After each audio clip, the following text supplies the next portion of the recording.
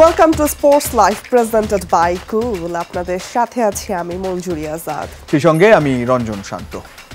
দ্রুতই Bangladesh cricket board বিসিবিতে সৃষ্টি হওয়া সমস্যার সমাধান চান পরিচালক আকরাম খান। দেশের জন্য যে পদক্ষেপ ভালো হবে সেটাই নেবার আহ্বান জানিয়েছেন জাতীয় দলের সাবেক এই অধিনায়ক। বোর্ড সভাপতি নাজমুল হাসান পাপনের অনুপস্থিতিতে কিভাবে চলবে বিসিবি? আইসিসি ও বোর্ডের গাইডলাইন মেনেই সমাধান খোঁজা হচ্ছে বলে জানিয়েছেন আকরাম খান। দেশের সরকার পরিবর্তনের সাথে সাথে পরিবর্তনের হাওয়া লেগেছে অন্যান্য সব সেক্টরেই। যে তালিকায় আছে বাংলাদেশ ক্রিকেট বোর্ডও। প্রায় প্রতিনিয়তই বিসিবিতে সংস্কারের দাবি উঠছে বিভিন্ন মহল থেকে। এমন পরিস্থিতিতে এখনও নাজমুল হাসান পাপনের পরিচালনা পরিষদের অধীনেই চলছে বোর্ডের সব কার্যক্রম। খোদ বোর্ড পরিচালক সহ অনেক প্রভাবশালী পরিচালকই আছেন আত্মগোপন করে। তবে এই কঠিন পরিস্থিতির মাঝেই তত্ত্বাবধায়ক সরকারের যুব ও ক্রীড়া উপদেষ্টা আসিফ মাহমুদ সজীব ভূঁইয়ার সাথে গত রোববার দেখা করেছেন বিসিবির 7 পরিচালক ও প্রধান নির্বাহী কর্মকর্তা। সেই ভিডিও ইতিমধ্যেই ভাইরাল হয়েছে সামাজিক যোগাযোগ মাধ্যমে, হয়েছে নানা আলোচনা সমালোচনাও। বিসিবি পরিচালকদের সাথে সভা শেষে গণমাধ্যমে কথাও বলেছিলেন যুব ও ক্রীড়া উপদেষ্টা। সেই সিস্টেম ফলো করার মাধ্যমে এই যে দুর্নীতির কথা বলছেন কিংবা অনিয়মের কথা বলছেন সেগুলো যেন আর কখনোই ফিরে না আসতে পারে। সেই সভায় উপস্থিত ছিলেন বিসিবি পরিচালক ও জাতীয় দলের সাবেক অধিনায়ক আকরাম খান। আলোচনার মূল এজেন্ডা ছিল নারী টি-20 বিশ্বকাপ। তবে কিভাবে আপাতত ক্রিকেট বোর্ডের কর্মকাণ্ড চলবে সেই নিয়েও হয়েছে আলোচনা। এই মুহূর্তে জাতীয় দল ও এ দল আছে পাকিস্তান সফরে, এইচপি টিম আছে অস্ট্রেলিয়ায়। নারীর দল প্রস্তুত হচ্ছে বিশ্বকাপের জন্য। ব্যস্ত ছিলেন আপনার, কারণ সেদিনও প্রথম অফিস ছিল। তারপরে ওখানে ব্যস্ততার মধ্যে আমরা যে কথাগুলো বলেছি, আমাদের কাছে ইম্পর্টেন্ট ইস্যু ছিল যে আপনার ওয়ার্ল্ড কাপের কিছু ব্যাপার আছে যেগুলো সেটেল না করলে হয়তো বা একটু ডিফিকাল্ট হবে। সো উনি আশ্বাস দিয়েছেন স্যারের সাথে কথা বলে উনি আমাদেরকে জানাবেন। অনেকগুলো সিরিজ আছে, হোম অ্যান্ড অ্যাওয়ে। সো আমার মনে হয় যে যত তাড়াতাড়ি এটা সেটেল হয়ে যাবে অত ভালো। কিন্তু প্রশ্ন উঠছে কিভাবে হবে এই সংকটের সমাধান? নাজমুল হাসান পাপন কি স্বেচ্ছায় করবেন পদত্যাগ? সংবিধান অনুযায়ী সভাপতির পদ বাতিল করার সুযোগগুলো বেশ সময় সাপেক্ষ। ক্রিকেট বোর্ডের সিইও কি আইসিসিকে চিঠি দিবেন উদ্বুদ্ধ পরিস্থিতি জানিয়ে অ্যাডহক কমিটি গঠন করার অনুমতির জন্য? এই সব সম্ভাবনাগুলোই খতিয়ে দেখা হবে। বিসিবি ও আইসিসির আইনের মাঝে থেকেই সমাধান খুঁজছেন সংশ্লিষ্টরা। বাকি যে গঠনতন্ত্রে কী আছে না আছে এসবগুলো নিয়ে আলাপ হয়েছে এবং উনি ওনাকে আপনার এইগুলা জাস্ট ভালোভাবে দেখে হয়তো পরে এটা নিয়ে আমাদের সাথে বসবে। এর বেশি আমরা আর কোনো কথা বলতে পারি মানে সুযোগ হয়নি। নিয়মের বাইরে তো যাওয়ার কোনো স্কোপে নেই আপনার, যা কিছু হবে বাট এটা সমঝোতায় হলে সবচেয়ে ভালো। দেশের জন্য যেটা ভালো হবে সেটা সবসময় আমি করতে চাই এবং দোয়াও করছি যেন সবাই এই জিনিসটা যত তাড়াতাড়ি সম্ভব সেটেল করতে পারে। তবে সমাধান যাই হোক না কেন অন্য সবার মতোই দ্রুতই বিসিবিকে এই সমস্যা থেকে বের করে আনার পক্ষে Akram Khan. Cricket very important একটা জিনিস বাংলাদেশের জন্য এবং এটা যত তাড়াতাড়ি সেটেল করা যায়, যত তাড়াতাড়ি আগানো যায়, কে আছে কে নাই সেটা ইম্পর্ট্যান্ট না, বাট ক্রিকেটটা যেন না থামে সেই জিনিসটাই আমি মনে প্রাণে চাই। হাসিনুর রহমান, যমুনা স্পোর্টস, ঢাকা। আকরাম খান শেষ দিকে যে কথাগুলো বলছিলেন মঞ্জুরি, যত তাড়াতাড়ি এটা সেটেল করা যায়, কারণ একটা অস্থিতিশীল পরিবেশ খুব দীর্ঘদিন থাকলে এটা কিন্তু বোর্ডের উপরে এফেক্ট করবে, ওভারঅল ক্রিকেটারদের উপরে কিংবা আগত সিরিজগুলোর উপরেও এফেক্ট করতে পারে। অবশ্যই, এবং আমরা বেশ অনেকদিন ধরে কথা বলছি যে আসলে একটা অস্থিতিশীলতা বিরাজ করছে বিসিবিতে এবং এটা তো অবশ্যই ক্রিকেটের জন্য ভালো হবে না।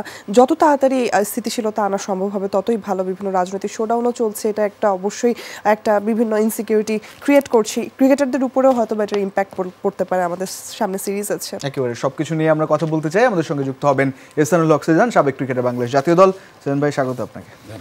প্লিজ সেজান ভাই, যেমনটা আমরা দেখছিলাম আকরাম খানের আমরা ইন্টারভিউ শুনছিলাম, কিন্তু ওভারঅল গত বেশ কয়েকদিন ধরে যেটা চলছে বিসিবিতে, যেহেতু এখানে বিসিবি বস সহ প্রভাবশালী পরিচালকরা তারা এই মুহূর্তে নেই সামনে এবং একটা রদবদলের মধ্যে দিয়ে যাবে, এর মধ্যে দল পাকিস্তানে আছে, এই ট্রানজিশন পিরিয়ডটা কিভাবে দেখছেন? কতটা সহজ হতে পারে পরবর্তীতে দায়িত্ব নেওয়া আরও একজনের? আসলে এই অ্যান্সারটা আসলে আমার করা উচিত না, বিকজ অফ টোটালি পলিটিক্যাল ব্যাপার। এবং হ্যাঁ, যে জিনিসটা হচ্ছে যে উই আর স্ট্রাগলিং। সাপোজ যদি আমি আন্ডার-19, যেহেতু আমি দেখছি আন্ডার-19 স্ট্রাগল করছে, আমরা প্র্যাকটিস করতে পারছি না। আমাদের যে মানে যে একটা স্কুইজ করে একটা টিম দাঁড়ানো করার কথা, সেটাকে প্র্যাকটিস দেওয়ার কথা, সেই জিনিসটা এখন পর্যন্ত আনসার্টেন। সাপোজ আমি এখনও বলতে পারি যে ওমেন্স যে ওয়ার্ল্ড কাপটা বাংলাদেশে হওয়ার কথা সেটাও কিন্তু এখন পর্যন্ত আনসার্টেন। এখন পর্যন্ত কোনো কিছুই সার্টেন নেই, বাট আমার কাছে মনে হয় যে অবস্থায় সেই জিনিসটা ক্রিকেটের জন্য আমার মনে হয় ভালো না। যত তাড়াতাড়ি সম্ভব এখানে একটা স্থিতিশীল পরিস্থিতি আনতে হবে, একটা কাজ করার একটা পরিস্থিতি তৈরি করতে হবে। যত তাড়াতাড়ি সম্ভব এটা করলে আমার কাছে মনে হয় ক্রিকেটটা অ্যাটলিস্ট পিছিয়ে যাবে না। শিজান ভাই, আপনি বলছিলেন যে T20 ওয়ার্ল্ড কাপ নিয়ে একটা হুমকি, আমরা শুনেছি আমাদের ক্রীড়া উপদেষ্টা তিনিও এই কথাই বলেছেন যে সেটা একটা হুমকির মুখে পড়বে, এবং নাজমুল হাসান পাপনের অনুপস্থিতিতে সবার আগে এই টুর্নামেন্টের আয়োজন নিয়েই হয়তো বা আমরা কথা বলছিলাম। অ্যাকচুয়ালি কোন দিকে যেতে দেখছেন এই টুর্নামেন্ট আয়োজন নিয়ে? Is very challenging to be honest, যে এটা আসলে Bangladesh cricket board autonomous body এবং আইসিসি আন্ডারেই কিন্তু এটা সবসময় পরিচালিত হয়। যে কোনো আইসিসি ইভেন্ট কিন্তু ওদের সম্মতির উপর ডিপেন্ড করে কিন্তু বিভিন্ন দেশে হয়। সো যেই জিনিসটা হয়েছিল শ্রীলঙ্কায় জাস্ট 1 বছর 2 বছর আগে, যে আন্ডার-19টা ওখান থেকে চলে গিয়েছিল সাউথ আফ্রিকায় জাস্ট 1 মাস 1.5 মাস আগে। সো এই জিনিসটা সম্পূর্ণই কিন্তু আইসিসি কিন্তু এটাকে ধারণ করে এবং ওদের ডিসিশনের উপর ডিপেন্ড করে। সো বাংলাদেশে যে সাপোর্টটা দিবে আইসিসির সাথে কথা বলে একটা সাপোর্ট তো নিশ্চয়ই আইসিসি চাবে, যে প্রোটোকলটা কেমন হতে পারে, কতটুকু পর্যন্ত স্থিতি অবস্থা, সিকিউরিটি কেমন হতে পারে। কারণ 9টা না 12টা দেশ বোধহয় আসবে এখানে। অস্ট্রেলিয়া এবং ইংল্যান্ড কিছুটা হলো চিঠি দিয়ে রেখেছে যে আমরা খুব একটা করছি না। সো এটা আসলে খুব নেগোশিয়েটেড ব্যাপার, এবং যে পরিস্থিতি হচ্ছে সেটা যত তাড়াতাড়ি শেষ হয়ে যাবে তত তাড়াতাড়ি কিন্তু আমরা এটা রান করাতে পারবো। এবং একটা টুর্নামেন্ট যদি হাতছাড়া হয়ে যায় তাহলে কিন্তু সত্যি কথা যে অন্যান্য টুর্নামেন্টগুলোকে আবার এখানে আনাটা খুবই ডিফিকাল্ট হয়ে যাবে। আচ্ছা, বলছিলেন আপনি যেমন বয়সভিত্তিক দল নিয়ে কাজ করছেন দীর্ঘদিন ধরে, এই যে পরিবর্তনের একটা সময় যাচ্ছে, এই সময়টা জাতীয় দল যেমন সফর করছে তেমন যেহেতু ক্যাম্প চলছিল, অনেক রকম প্রসিডিওর চলে বিভিন্ন লেভেলের ক্রিকেটে, সেটা আসলে কতটা এফেক্ট করছে বা লেন্দি হতে থাকলে এই ফেজটা সেটা কতটা এফেক্ট করবে? না, নিশ্চয়ই এটা তো আসলে হবে। দেখেন, আমরা যদি আন্ডার-19 আমাদের এখন যেই শিডিউল ছিল সেটা হলো যে আমরা খুলনায় যে একটা ক্যাম্প করব, ওখানে 4টা ম্যাচ খেলে স্ক্রিনিং করে 24 থেকে 26 জনের একটা স্কোয়াড তৈরি করবে এবং ওখান থেকেই প্র্যাকটিসটা শুরু হবে। আমাদের ট্রেনার বাইরে থেকে এসছে, স্ট্রাইনার নাভিদ এসছে, হেড কোচ বাংলাদেশে। সো ওরা এখানে বসে থাকাটা কিন্তু আমাদের loss, we are paying them এবং হাইলি পেইড তারা। সো যত তাড়াতাড়ি আমরা ওদেরকে কাজে লাগাতে পারবো ততই কিন্তু আমাদের সহজ হবে, এবং একটা কম্পিটিশনে যাওয়ার আগে যতটা আমরা বেশি সময় পাবো ততটা কিন্তু গুছাবো। দেখেন, আমরা কিন্তু এশিয়া কাপ জিতেছি, আন্ডার-19 ওয়ার্ল্ড কাপ জিতেছি। সো এক্সপেকটেশনটা কিন্তু আমাদের অনেক বেশি আমাদের জনগণের কাছে, আন্ডারের কাছ থেকে। সো যত তাড়াতাড়ি আমরা জিনিসটা স্টার্ট করতে পারবো ততই আমাদের একেবারে বাংলাদেশ প্র্যাকটিস করছে এবং সাকিবের অবশ্যই থাকা হয়েছে পাকিস্তান সিরিজ। সবকিছু নিয়ে আমরা প্রতিবেদনটা দেখে আসি, তারপর আলোচনায় ফিরছি। পাকিস্তানের বিপক্ষে আসন্ন টেস্ট সিরিজ সামনে রেখে লাহোরের গাদ্দাফি স্টেডিয়ামে অনুশীলন করেছে বাংলাদেশ দল। দীর্ঘদিন পর অনুশীলনে যোগ দিয়েছেন সাকিব আল হাসান। করাচির ন্যাশনাল ব্যাংক স্টেডিয়ামে দ্বিতীয় টেস্ট হবে 30 অগস্ট থেকে। তবে চ্যাম্পিয়ন্স ট্রফির সংস্কার কাজের জন্য করাচিতে দ্বিতীয় টেস্ট বাংলাদেশ পাকিস্তানকে খেলতে হবে দর্শক উপস্থিতি ছাড়াই। 2020 সালের পর পাকিস্তানের মাটিতে দ্বিপাক্ষিক সিরিজ খেলতে গেছে বাংলাদেশ দল। 2 ম্যাচের টেস্ট সিরিজ শুরু হচ্ছে আগামী 21 আগস্ট। প্রথম ম্যাচটি রাওয়ালপিন্ডি আর শেষটি হবে করাচিতে। টেস্ট সিরিজকে সামনে রেখে প্রাথমিক অনুশীলন শুরু করেছে টাইগাররা। গণ অভ্যুত্থানের মুখে সরকার পতনের পর দ্বাদশ জাতীয় সংসদও ইতিমধ্যে বিলুপ্ত হয়ে গেছে। ডক্টর মোহাম্মদ ইউনূসের নেতৃত্বে গঠিত হয়েছে অন্তর্বর্তীকালীন নতুন সরকার। বিলুপ্ত হওয়া সংসদের এমপি সাকিব আল হাসান এবার ক্রিকেটার পরিচয়ে যুক্ত হয়েছেন জাতীয় দলে। কানাডা থেকে সাকিব এখন পাকিস্তানে। সেখানে পৌঁছে সরাসরি বাংলাদেশ দলের অনুশীলনে যোগ দিয়েছেন টাইগার অলরাউন্ডার। লাহোরের গাদ্দাফি স্টেডিয়ামে ব্যাটিং অনুশীলনও শুরু করে দিয়েছেন। বিসিবির প্রকাশিত ছবির মাধ্যমে কোচ চন্ডিকা হাতুরে সিংয়ের সঙ্গে আলাপও করতে দেখা গেছে তাকে। সাকিবের মতো অনুশীলন করতে দেখা গেছে বাকি ক্রিকেটারদেরও। করাচি ন্যাশনাল ব্যাংক স্টেডিয়ামে দ্বিতীয় টেস্ট হবে 30 আগস্ট থেকে। তবে দ্বিতীয় টেস্টে বাংলাদেশ পাকিস্তানকে খেলতে হবে দর্শক উপস্থিতি ছাড়াই। মূল কারণ, গ্যালারিতে 2025 আইসিসি চ্যাম্পিয়ন্স ট্রফির সংস্কার কাজ। টিকিট বিক্রির বিজ্ঞপ্তিও সরিয়ে নেওয়া হয়েছে। যারা ইতিমধ্যে টিকিট কিনেছেন তারা ফেরত পাবেন টাকা। নিরাপত্তার ব্যাপারে আরও মনোযোগী হতে বলেছেন সাবেক পাকিস্তান ক্রিকেটার। বাংলাদেশ দলকে নজিরবিহীন নিরাপত্তা দেওয়ার আহ্বান জানান সাবেক পাক ক্রিকেটার বাসিত আলী। দর্শকদের এই অসুবিধার জন্য আমরা দুঃখিত, তবে আমরা নিশ্চিত করতে চাই যে স্টেডিয়ামে তাদের অভিজ্ঞতা আরও বাড়িয়ে তোলার কাজ চলছে। আইসিসি চ্যাম্পিয়ন্স ট্রফি 2025-এর জন্য আমরা যে আরও দর্শক বান্ধব ভেন্যু প্রস্তুত করতে চাই, এই সংস্কার সেই প্রতিশ্রুতির অংশ। 1996 সালের পর প্রথম কোনো আইসিসি ইভেন্ট বসতে যাচ্ছে পাকিস্তানে। পাকিস্তানের বিপক্ষে বাংলাদেশের টেস্ট সিরিজ আইসিসি বিশ্ব টেস্ট চ্যাম্পিয়নশিপের অংশ। রাওয়ালপিন্ডিতে প্রথম ম্যাচটি হবে 21 থেকে 25 আগস্ট। দ্বিতীয় টেস্ট হবে করাচিতে 30 আগস্ট থেকে 3 সেপ্টেম্বর পর্যন্ত। দ্বিতীয় টেস্টে সুযোগ না থাকলেও প্রথম ম্যাচে দর্শকদের উপস্থিতিতে খেলবেন দুই দেশের ক্রিকেটাররা। ফারহান ইসান, যমুনা স্পোর্টস। আমাদের সঙ্গে এসএনএল অক্সিজেন আছেন। সেজান ভাই, যেমনটা দেখছিলাম যে সাকিবের ব্যাপারে একটা সিদ্ধান্ত, অনেক আলোচনা সমালোচনা ছিল এবং শেষ পর্যন্ত তাকে রেখেই দল ঘোষণা হয়েছে, তিনি গেছেনও। কতটা এই বিষয়টা সহজ বা কঠিন ছিল? আমি একটু অ্যাড করে দিতে চাই সেজান ভাই, দুঃখিত। বিষয়টা হচ্ছে যে এই ব্যাপারগুলো নিয়েও তো কথা হচ্ছিল যে অবসরে না গিয়ে হচ্ছে গিয়ে যাতে রাজনীতিতে না আসে বা এটা আসা উচিত না বা এটাকে ডিমোটিভেট করা হচ্ছে, এই বিষয়টাকেও কিভাবে দেখেন একসাথেই জুড়ে দিতে চাই, যেহেতু সাকিব আল হাসানের সাথে আসলে এই প্রশ্নটা জড়িত। ভেরি টাফ, আসলে অনেকটা পলিটিক্যাল ইস্যু এটা। টু বি অনেস্ট, যে সাকিব সবচেয়ে বড় কথা হলো যে ইজ এ বেস্ট অলরাউন্ডার এবং আমাদের সাকিবের কোনো বিকল্প নেই। যদি আমি প্লেয়ার সাকিব হিসেবে বলি, সে আমাদের অটো চয়েস। এটা আপনি টেস্টে বলেন, টি20তে বলেন, ওয়ানডেতে বলেন, মানে মাস্ট নিডেড প্লেয়ার। সো এখানে আসলে ওর বিকল্প এখন পর্যন্ত আমরা তৈরি করতে পারিনি। Yes, say related with the political, but এই সিচুয়েশনটা আসলে কীভাবে হ্যান্ডেল করবে, এটা আসলে একটা নতুন জিনিস। এই জিনিসটা কোন দিকে যাওয়া উচিত, কোন দিকে যাওয়া উচিত না, একদম ক্লিয়ার পিকচার কিন্তু এখন পর্যন্ত কারো কাছে নেই। এটা যখন ঘটনাটা ঘটতে থাকবে, আস্তে আস্তে কিন্তু এটা ট্রান্সপারেন্ট হবে বা এটা পরিষ্কার হবে বা ডিসিশন নিতে পারবে যে কি করা উচিত ছিল বা কী করা উচিত আছে। সো আমার কাছে মনে হয় যে রাইট নাও ফার্স্ট যেই জিনিসটা, সাকিবের ইনক্লুশনটা আমাদের দরকার, বিকজ অফ আমাদের টেস্ট ম্যাচে সাকিবকে খুবই দরকার। আমাদের ফরমেশন তৈরি করতে হলে আমাদের টেস্ট টিমে ধরেন যদি আমাদের 5 জন বলার নিয়ে খেলতে হয়, তাহলে আমাদের ব্যাটসম্যান একটা বাদ দিতে হবে। সো সাকিব থাকলে কিন্তু আমরা 7 জন ব্যাটসম্যান নিয়ে খেলতে পারি। সো সাকিবের পারফরমেন্স বা সাকিবের থাকাটা আমার কাছে মনে হয় ভেরি মাস্ট নিডেড এবং সে কিন্তু প্রিপেয়ার্ড।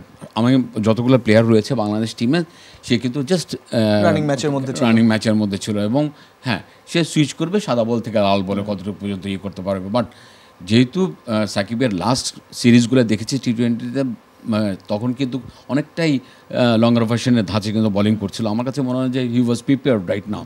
সো আমার কাছে মনে হয় যে যদি অ্যাভেলেবেল থাকে এবং ফিট থাকে, সাকিব নিশ্চয়ই। কিন্তু ওভারঅল এই সিচুয়েশনটা তো একটা বার্তা দেয় যে ক্রিকেটার যত জনপ্রিয়তার দিকে যাক না কেন, রাজনীতির সঙ্গে ক্রিকেট চলাকালীন সময়ে তার যুক্ত হওয়া উচিত নয় হয়তো। আসলে এটা আমাদের সাবকন্টিনেন্টে হয়ে আসছে। আমরা ইন্ডিয়া থেকে দেখেছি যে টেন্ডুলকারকেও রাজনীতির সাথে জড়াতে বা সামথিং, এই জিনিসটা আসলে একটু হেজিটেট করে ফেলে।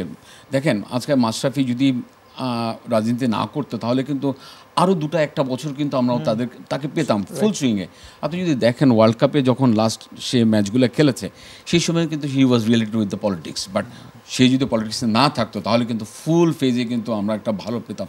হ্যাঁ, আমি মনে করি ব্যক্তিগতভাবে যেটা মনে করি যে প্লেয়াররা খেলার শেষে রাজনীতিটা করা ভালো। তাহলে হয় কি, ফুল মনোযোগটা, ফুল ডেডিকেশনটা কিন্তু আমরা ক্রিকেটে পাই। সো দুটা কাজ একসাথে একটু ডিফিকাল্ট হয়। তারপর আমি বলবো যে সাকিব, মাশরাফি, ওরা অনেক ডেডিকেটেড ছিল ক্রিকেটে। বাট সামনে যারা আসবে তাদের সাথে নিশ্চয়ই কিছুটা হলেও আমার মনে হয় যে চুক্তিগুলো হবে সেটা ডিফারেন্ট হলেও হতে পারে। মানে একটা ঘটনা তো অনেক ইতিবাচক নেতিবাচক দুই ধরনের শিক্ষাই দিয়ে যায়। হোপফুলি এই যে ঘটনাগুলো ঘটেছে, এখান থেকে ইতিবাচক কিছু নিয়ে বাংলাদেশের ক্রিকেট এগিয়ে যাবে। অসংখ্য ধন্যবাদ সেজান ভাই যুক্ত হওয়ার জন্য আজকের। Thank you. ভারতের বিপক্ষে সিরিজ দিয়ে জাতীয় দলে ফিরতে চান ইনজুরি থেকে সেরে ওঠার লড়াইয়ে থাকা পেসার এবাদত হোসেন। তবে সেরা ছন্দে ফিরতে তাড়াহুড়ো না করার সিদ্ধান্ত নিয়েছে সংশ্লিষ্টরা। লম্বা এই বিরতিতে ব্যাটিংয়ে উন্নতি করতে কাজ করছেন সিলেটের এই পেসার, সেই সাথে বোলিং কোচ অ্যান্ড্রে অ্যাডামসের পরামর্শে কাজ করছেন বোলিং নিয়েও। দর্শক, আমরা সাথে পেয়েছি আজকে জাতীয় দলের পেসার এবাদত হোসেনকে। উনি ইনজুরি থেকে ফেরার লড়াইয়ে আছেন, খুব দ্রুতই ফিরবেন আশা করি। একটু ইবাদত ভাইয়ের কাছে জানতে চাই, ইবাদত ভাই অনেক দিনের অপেক্ষা, আমরাও ভাবছি সামনে তো পাকিস্তান সিরিজ এখন শুরু হবে, ইন্ডিয়া সিরিজ আছে, সেই সিরিজ থেকে কি আপনাকে পাবো? হ্যাঁ ইনশাল্লাহ, দেখেন প্রায় 1 বছরের উপর হয়ে গেল, তো চেষ্টা করেছি যে নিজের সর্বোচ্চটা দিয়ে রিহেব করার, যেহেতু T20 ওয়ার্ল্ড কাপও মিস হয়ে গেছে ওডিআই ওয়ার্ল্ড কাপের সাথে সাথে। এখন সামনে পাকিস্তান সিরিজের জন্য একটু চেষ্টা করেছিলাম, বাট ওইটা ভেরি আর্লি হয়ে যাবে। আমার কাছে এখন আলহামদুলিল্লাহ প্রায় 80-90% মনে হচ্ছে আমি ইমপ্রুভ করতে পেরেছি। তো যে জিনিসটা হচ্ছে ওখানে ফিটনেস ট্রেনার আমাকে একটু করতেছে যে একটু সময় নেওয়ার জন্য, বিকজ অফ আমি যেখানে আমার পারফরমেন্সটা শেষ হয়েছে ওখান থেকে যাতে আরও উপরে যাই, টার্গেট হচ্ছে ওটা, যে ওখান থেকে আমার গ্রাফটা যাতে নিচে না আসে। একটা বিষয় যে সেটা হচ্ছে আপনি বোলিং করছেন, আমরা দেখছি ব্যাটিং করছেন, রানিংও করছেন, এখন আসলে কি শতভাগ ইন্টেন্সিটিতে বোলিং করছেন না এখন আপনার আসলে কিভাবে ম্যানেজ? না আজকে দেখেন লাস্ট বোলিং শুরু করেছি আজকে 1-1.5 মাস হয়ে গেল। বাংলা টাইগারে থাকতে ওখানে বোলিং করেছিলাম চিটাগংয়ে, আর ইয়েতে আজকেও বোলিং করেছি। আলহামদুলিল্লাহ অনেকটা ভালো ফিল করতেছি। যে জিনিসটা হচ্ছে যে আমার রিদমটা আমি আস্তে আস্তে খুঁজছি। তো আজকে যে ইন্টেন্সিটিতে বোলিং করেছি আলহামদুলিল্লাহ 80-90% ইন্টেন্সিটি, তো নিজের কাছে খুব ভালো ফিল হচ্ছে এখন। এই সময় তো আসলে মূলত ফিটনেসটাই ফিরে পাওয়ার চ্যালেঞ্জ, তারপরেও কি স্কিল নিয়ে কাজ করার সুযোগ থাকে কিনা? হ্যাঁ অবশ্যই, দেখেন এই সময়টাই হচ্ছে আমার ব্যাটিং সেকেন্ড স্কিল যেহেতু আছে, ওইটা আমি যাতে যতটুকু পারি ইমপ্রুভ করে নেওয়ার। আন্দ্রে অ্যাডামস, ওনার সঙ্গে আপনার কোনো কথা হয়েছে কিনা বা কোনো পরামর্শ স্পেসিফিক কোনো কাজ করার জন্য বলেছেন? জি, ওনার সাথে আমার কথা হয়েছে।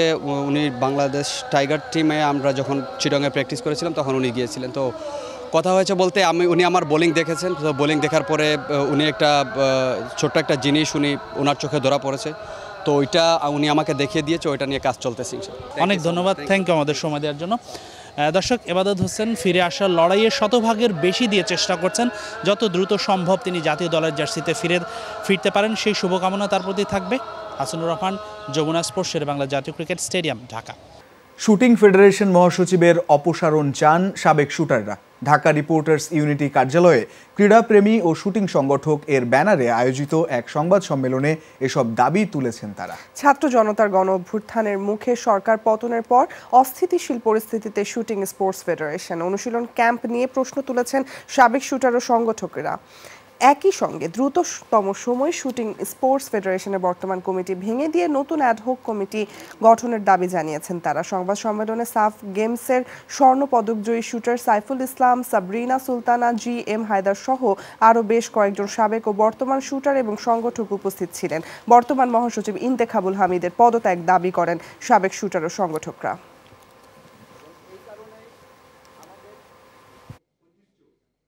আশা করি অন্তর্বর্তীকালীন সরকারের সময় আপনারা আপনাদের কলম শক্তভাবে ধরেন। আমরা আমাদের বাকস্বাধীনতা ফিরে পেয়েছি, আমরা আমাদের বক্তৃতা দিচ্ছি এবং এই শুটিংকে বাঁচান। শুটিং ফেডারেশন এখন কি হচ্ছে? শুটিং হচ্ছে গত 2 দিন যাবৎ শুটিং শুরু হয়েছে নাম ওয়াস্তে। আজকে শুটিং করছে 11 জন, একজন রাইফেলে 10 জন পিস্তলে প্র্যাকটিস করছে। 50 মিটার 25 মিটার সব বন্ধ, ওদের কাছে গুলি নাই, ফাইন্যান্স নাই, তাহলে এখন এই শুটিংটা কেন, কী উদ্দেশ্যে শুটিং হচ্ছে? দুর্নীতিমুক্ত আমরা ক্রীড়াঙ্গন চাই। সেকেন্ড, খেলোয়াড়রা শঙ্কামুক্ত থাকতে চায়। থার্ড, ওখানে আছে খেলাধুলাতে কোনো রাজনীতি থাকবে না, কখনোই থাকবে না। কারণ খেলাধুলায় যতদিন রাজনীতি আছে ততদিন কিন্তু খেলাধুলায় আমাদের দেশে কখনো উন্নতি হয়নি। এই ছিল আজকের স্পোর্টস লাইভ। এতক্ষণ সাথে থাকার জন্য সবাইকে ধন্যবাদ। আল্লাহ হাফেজ।